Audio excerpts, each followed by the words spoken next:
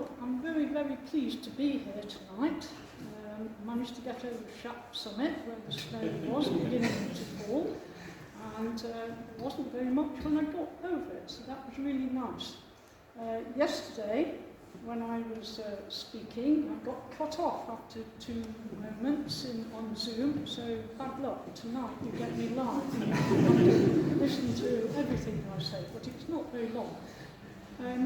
I've been the president from 2019 to 2022, and I was rather hoping that at the end of my presidency I might be able to launch this, but no. We had to wait till 2023, and that was mainly because we wanted to make sure we got it right, and also to see the magnificent volume actually in print, and this is where Princetown University helped.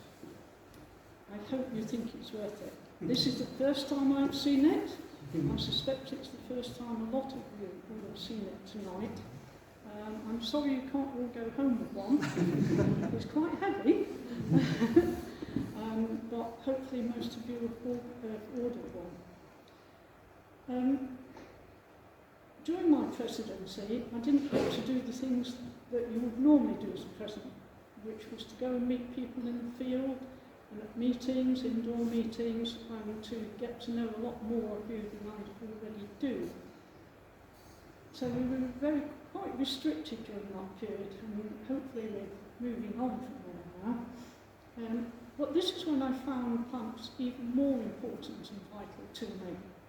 I went out into the garden, and I went round my local surroundings, and I was able to see things springing into life.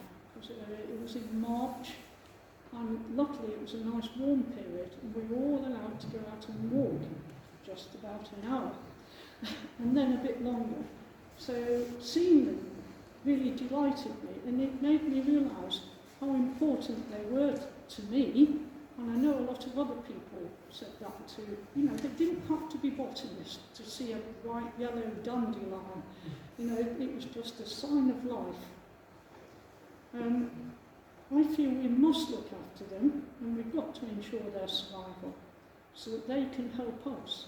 We know that they provide us with medicines, and there are surely unknown things that they'll provide in the future. As you've already heard, it took 20 years of field work and 3 years to pull together the interpretation, which is another reason why it's not till 2023. But I'm mainly here tonight to really say thank you to all the various groups of people who contributed to this. The county recorders, many of whom are here tonight. I'm delighted to see them.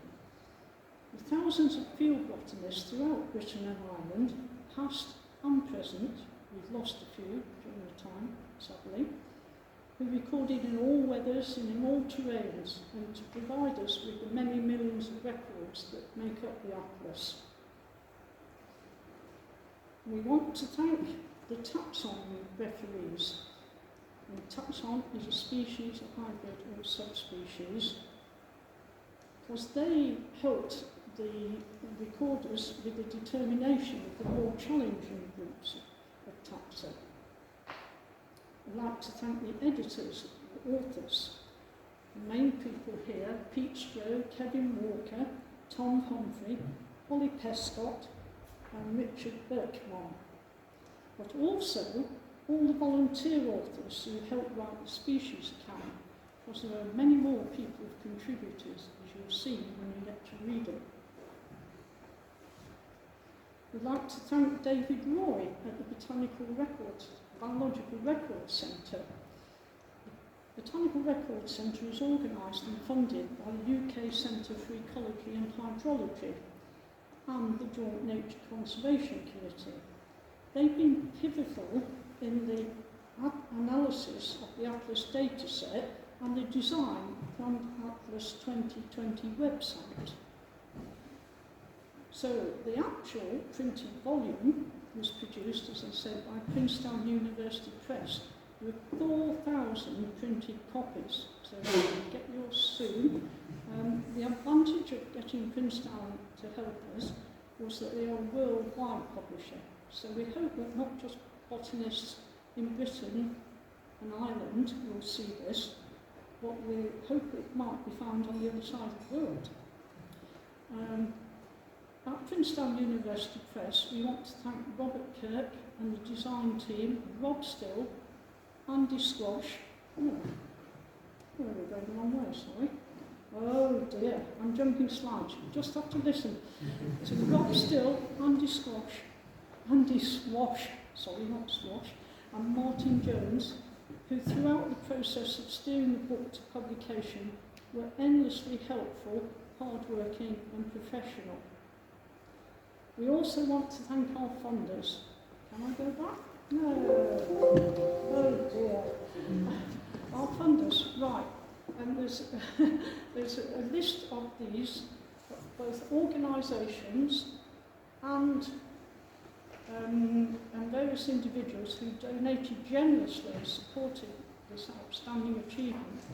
And these include, for instance, an old friend of mine, sadly no longer with us, Dee Crompton, who was a BSBI recorder in Cambridgeshire for over 40 years.